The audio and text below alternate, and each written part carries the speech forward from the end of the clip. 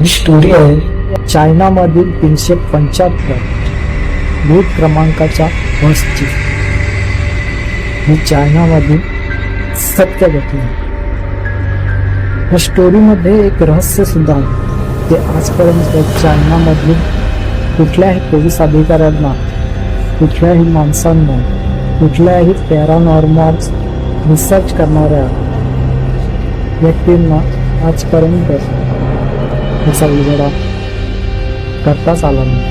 हे रहस्य जीवन आहे.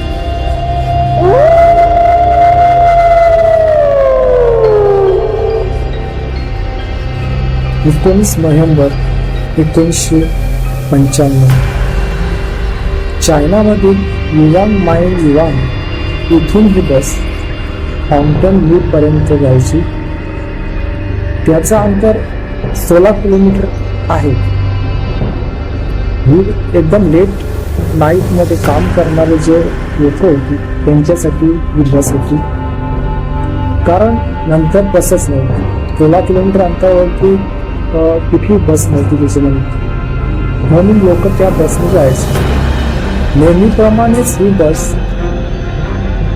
20 किलोमीटर अंतराचं पेट्रोल टाकून आपल्या डेपोमध्ये निघाली. ही शेवटची बस होती, कारण ती तिथपर्यंत पोहोचून ती डेपोमध्ये जाऊन पार्क करणार होती. नेहमीप्रमाणेच ही बस निघाली. थोड्या अंतरावरती गेल्यानंतर एक ठिकाण आहे समर पॅलेस म्हणून. त्या ठिकाणावरती काही पॅसेंजर होते.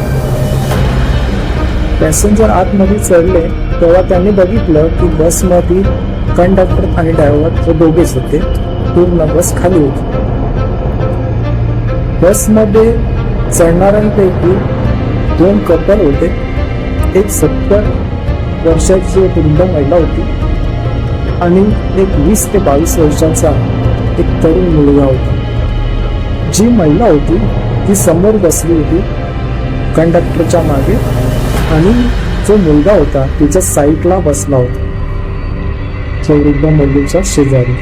आणि जे कपल होते ते शेवटच्या सीटवर जाऊन बसले होते. बस चालू झाली आणि भयानक शांतता, कारण एकमेकाला कोणी ओळखत नव्हतं आणि थंडी सुद्धा खूप वाजत होती. थोडे पुढे गेल्यानंतर ड्रायव्हरला खूप प्रॉब्लेम यायला लागला गाडी चालवायला, कारण समोर धुकं पसरलेलं होतं आणि त्याला असं वाटत होतं की या धुक्यामुळे आपल्या गाडीचा ऍक्सिडेंट होऊ शकतो, आपल्या जीवाला धोका आहे. म्हणून त्यांनी विचार केला की इथनं एक शॉर्टकट आहे, तो जंगलाच्या मार्गाने जातो आणि तो शॉर्टकट डायरेक्ट मग नंतर हायवेला मिळतो. म्हणून त्यांनी पॅसेंजरला विचारायला सांगितलं कंडक्टरला का आपण शॉर्टकटने जायचं का.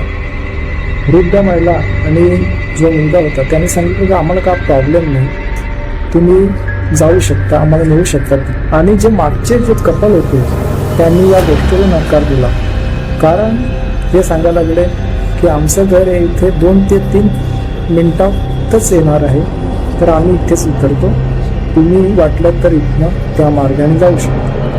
थोडे वेळानंतर ते कपल तिथनं उतरले आणि ही बस या दुसऱ्या रूटने चालली होती, शॉर्टकट.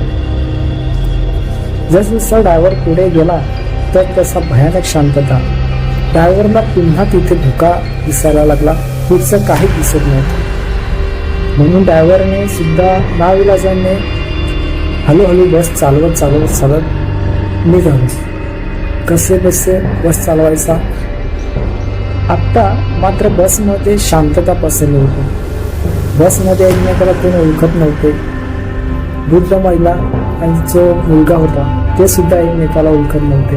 म्हणून ते खिडकीकडे बघायचे आणि बाहेरचा काय नजारा असतो त्यात आनंद घ्यायचे आणि अशा प्रकारे ते चालले होते. आणि थंडी खूप पडली होती, त्याच्यामुळे ते झोपण्याचा प्रयत्न करत होते पण त्यांना झोप लागत नव्हती. वारा भरपूर सुटलेला, सगळीकडे अंधार, शांत आणि जंगलाचा रस्ता.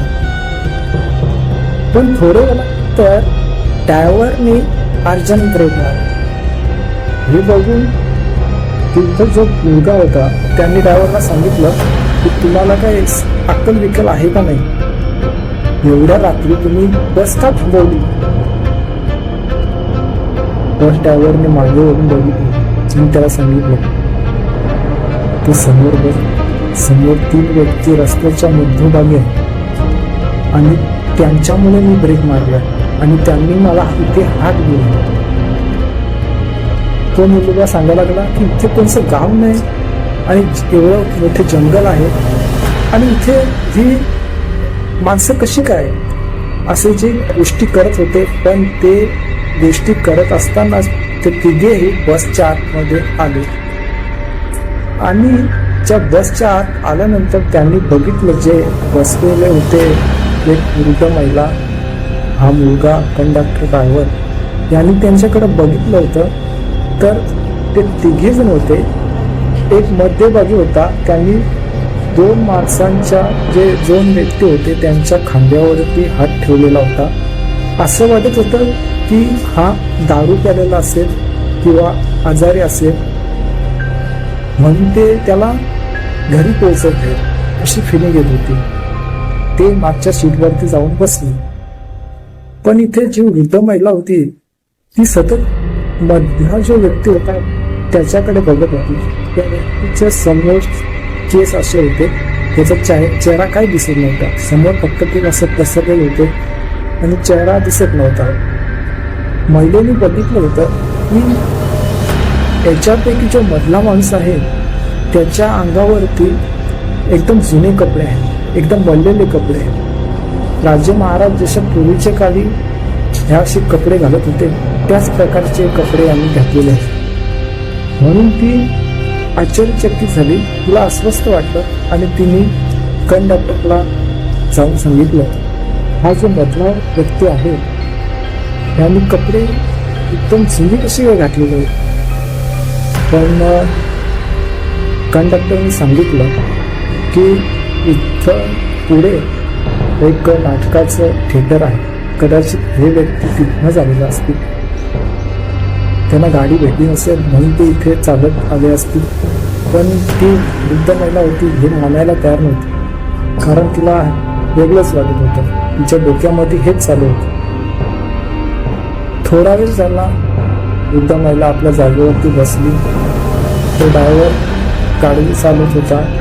सुनसान रस्ता, सगळीकडं शांतता पसरली होती. गाडीशिवाय दुसरा कोणताच आवाज येत नव्हता.